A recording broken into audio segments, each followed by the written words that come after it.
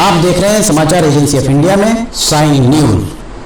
नमस्कार दोस्तों, समाचार एजेंसी ऑफ इंडिया की साइन न्यूज में लिमटी की लालटेन के 622वें एपिसोड में एक बार फिर आपका स्वागत है। आज हम चर्चा कर रहे हैं, सोशल मीडिया पर एक ट्रेंड चल रहा है कि चंदा चोर कौन। काफ़ी चीज़ें इसमें सामने आ रही हैं। आज हम इस बारे में बात करने जा रहे हैं कि चुनावी बॉन्ड चंदा चोर कौन, चुनावी बॉन्ड के मामले में संदेह के दायरे में क्यों आता दिख रहा है भारतीय स्टेट बैंक। तो इलेक्ट्रल बॉन्ड की जानकारियां जब दी गई तो उसमें यूनिक नंबर क्यों साझा नहीं करना चाह रहा है भारतीय स्टेट बैंक। लिमटी की लालटेन में एक बार फिर आपका स्वागत है। शीर्ष अदालत के द्वारा चुनावी बॉन्ड के संबंध में तय समय सीमा समाप्त हो गई है। आज 15 मार्च है। भारतीय स्टेट बैंक के द्वारा आधी अधूरी जानकारी देने की बात भी सामने आती दिख रही है। सवाल यही खड़ा हो रहा है कि आखिर भारतीय स्टेट बैंक को चुनावी बॉन्ड की जानकारी देने में समस्या क्या है। आखिर वो बार बार क्यों आधी अधूरी जानकारी प्रस्तुत कर रहा है। क्या कारण है कि भारतीय स्टेट बैंक के द्वारा यूनिक नंबर, जिसे यूनिक अल्फा न्यूमेरिक नंबर भी कहा जाता है, को मुहैया नहीं कराया जा रहा है चुनाव आयोग। शीर्ष अदालत के द्वारा 15 फरवरी को भारतीय स्टेट बैंक को ये निर्देश दिए गए थे कि चुनावी बॉन्ड से संबंधित जानकारियों को चुनाव आयोग के पास 6 मार्च तक उपलब्ध कराए। 6 मार्च समय सीमा तय की गई थी ताकि चुनाव आयोग इसे 15 मार्च तक अपनी वेबसाइट पर अपलोड कर दे।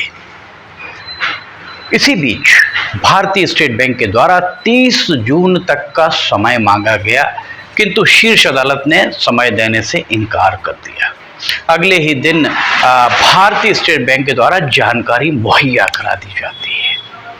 मतलब साफ है कि अगर शीर्ष अदालत के निर्देश पर एक दिन में जानकारी मुहैया कराई जा सकती थी तो इस जानकारी के लिए 30 जून तक का समय लेना निश्चित तौर पर भारतीय स्टेट बैंक प्रबंधन की मंशाओं पर प्रश्न चिन्ह लगाने के लिए पर्याप्त माना जा सकता है।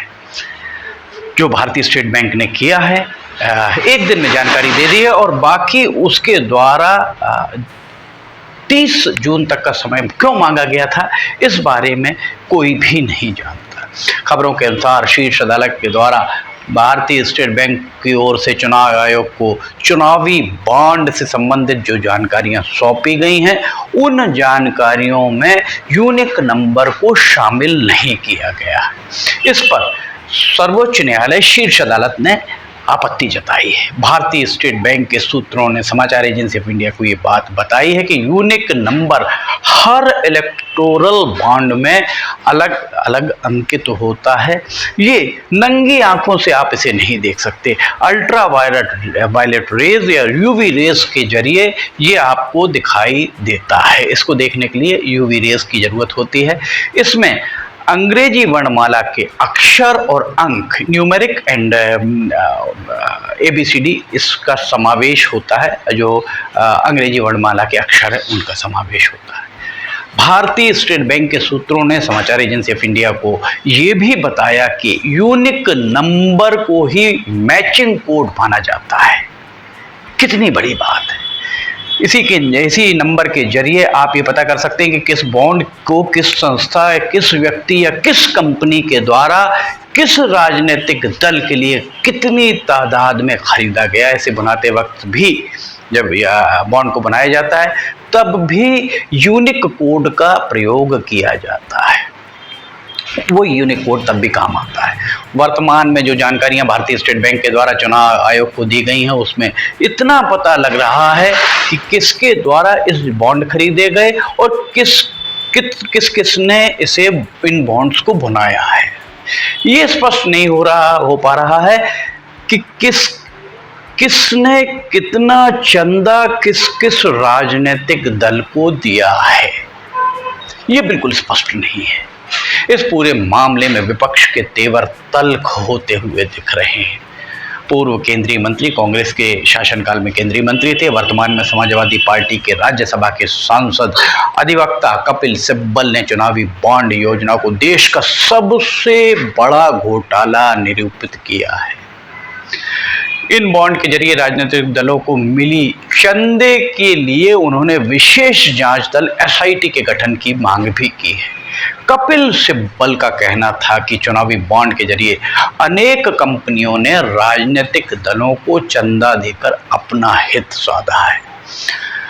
उन्होंने ये आरोप भी लगाया कि अब बहुत सारी ऐसी कंपनीज हैं जो घाटे में चल रही हैं, उनके द्वारा भी सियासी दलों को चुनावी चंदा दिया गया है। जो घाटे में चल रहा है वो चंदा कैसे दे सकता है करोड़ों लाखों रुपए।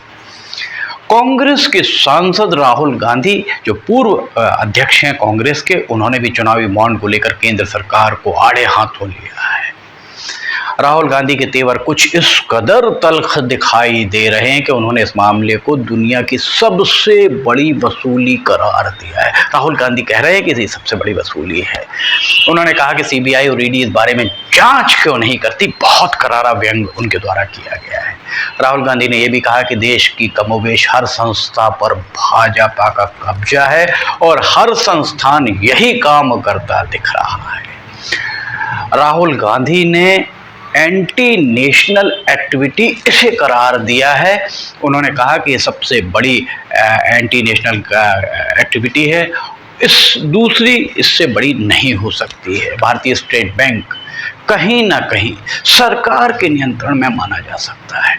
उसके द्वारा जानकारियां देने से जिस तरह से हीलावाला किया जा रहा है उसको देखकर यही कहा जा सकता है कि चुनाव के ठीक पहले जाने अनजाने विपक्ष, विशेषकर कांग्रेस के हाथ में एक बड़ा अस्त्र, या ऐसे ये कहा जाए कि तुरुप का इक्का लग गया है।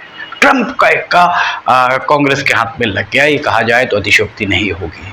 अब ये विपक्ष पर निर्भर करता है कि वो इस मामले को, जो ये मामला देश की जनता की नजरें जिस मामले पर लंबे समय से टिकी हुई, हर भारतवासी जानना चाहता है कि किसको कितना चंदा मिला है, उस मामले को चुनावी मुद्दे के रूप में कितना तब्दील कर पाता है विपक्ष।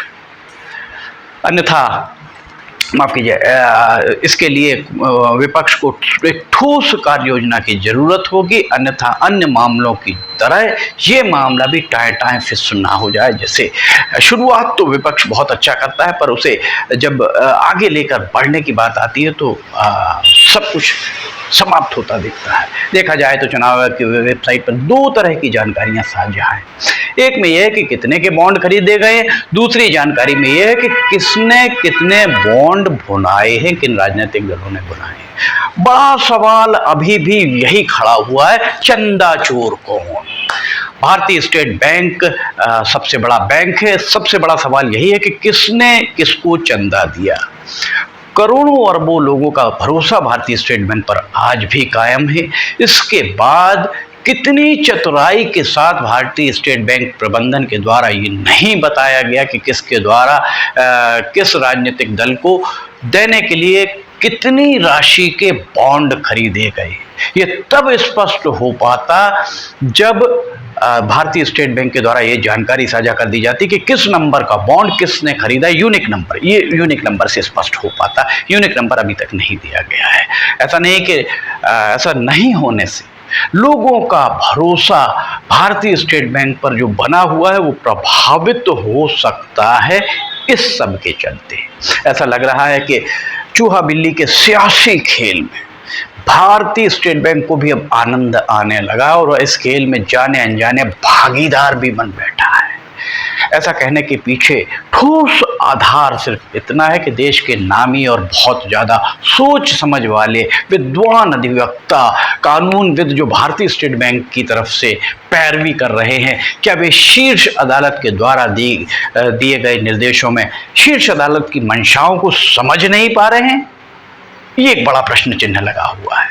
कुल मिलाकर अगर पूरे घटनाक्रम को देखा जाए तो शुरुआत से ही भारतीय स्टेट बैंक की मंशाएं साफ नजर आ रही हैं। पहली बात तो ये कि सुप्रीम कोर्ट की फटकार के बाद जो जानकारियां एक दिन में, सिर्फ एक दिन में भारतीय स्टेट बैंक के द्वारा मुहैया करा दी गई, उस जानकारी को एकत्र करने के लिए 30 जून तक का समय मांगना और माननीय न्यायालय का समय खराब करने का क्या औचित्य था। निश्चित तौर पर भारतीय स्टेट बैंक के द्वारा एक सुनवाई में माननीय न्यायालय का समय खराब किया गया है।